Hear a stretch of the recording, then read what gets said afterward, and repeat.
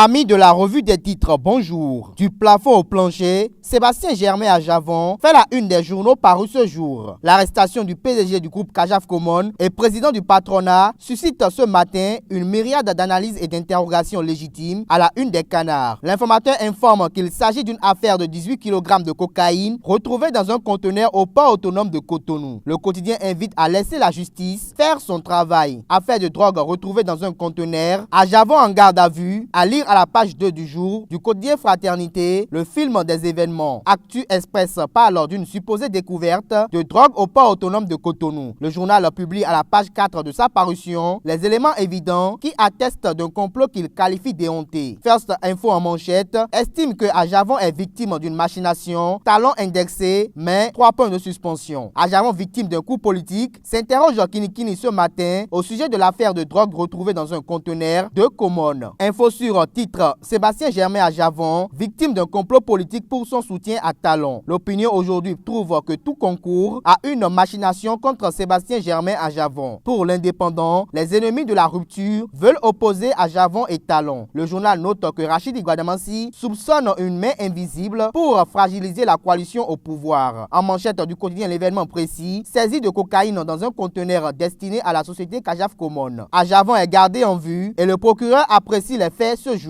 L'événement précis précise à travers un dossier aux pages 3, 5, 6 et 7 de sa parution du jour que les avocats d'Ajavon dénoncent une détention arbitraire. Selon le commandant Chilao, 18 kg de cocaïne est évalué à 9 milliards environ. Outre cela, le quotidien fait savoir que le siège du groupement sud de la gendarmerie est fortement militarisé. Plusieurs personnalités appellent la justice à vite trancher cette affaire et déjà les soulèvements à Cotonou. Le Grand Matin évoque en manchette une brouille et une confusion autour d'une affaire politico-judiciaire. Un coup monté selon Ajavon, les réactions voilées du gouvernement, probable démission de certains ministres et la justice béninoise à l'épreuve. Plus de détails dans les colonnes du Grand Matin. À en croire la une du jour du quotidien Le Meilleur, Ajavon déclare « Je ne faiblirai pas, la vérité triomphe toujours ». Selon un juriste, à aucun moment du circuit de transport maritime, les destinataires ou propriétaires ne sont responsables de la garde et ou de la sécurité des marchandises ou conteneurs. La Relève Info relève un affairisme au sommet de l'État quand un homme d'affaires sème la terreur et angoisse toute l'administration béninoise. Pour la guérite, l'affaire dite à Javon est un film sans queue. Libération perçoit de fausses accusations contre le régime Talon et libère dans les colonnes de sa parution du jour les vraies raisons de la garde à vue de l'opérateur économique. Le pays émergent fait savoir que les centrales et confédérations syndicales menacent. Le journal rapporte Patrice Talon qui dit « Pourquoi m'en parlez-vous? Je ne veux rien entendre sur ces choses. Même si c'est ma femme, allez faire votre boulot. » Le quotidien Le Matin fait savoir qu'il n'existe aucune preuve de l'implication du pouvoir. Le potentiel relate un désamour de la fratrie Talon à Javon. À lire dans les colonnes du journal les erreurs de la gendarmerie et celles de l'opérateur économique. Le Télégramme dévoile que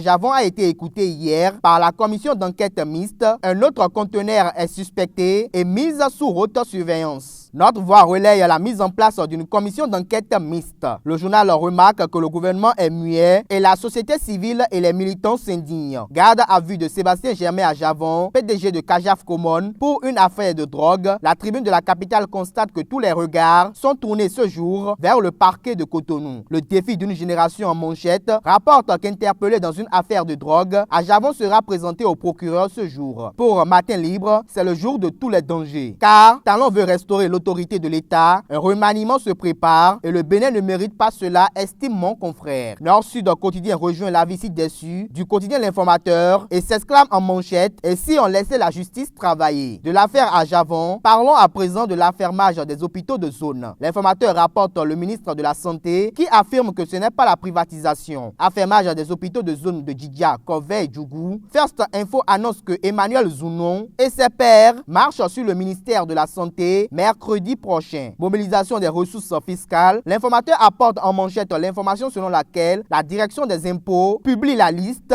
des assujettis redevables de la TVA. Actu Express nous révèle ce matin que Victorien Kouglenou défend les réformes dans le secteur foncier béninois sur l'émission Ma part de vérité de Golf TV. L'actualité précise que Victorien Kouglenou rassure de l'organisation d'ateliers impliquant tous les acteurs dans les prochains jours au sujet de la suspension des activités de lotissement, gestion acquisition foncière à l'ère du nouveau départ. Selon la une du jour du quotidien L'événement précis, le DGANDF salue la détermination du gouvernement de Patrice Talon. À lire dans les colonnes de la parution du jour de Fraternité, la plume libre écrite par Sulpice Oscar Gbagidi, intitulée « Choix vital pour l'UN ».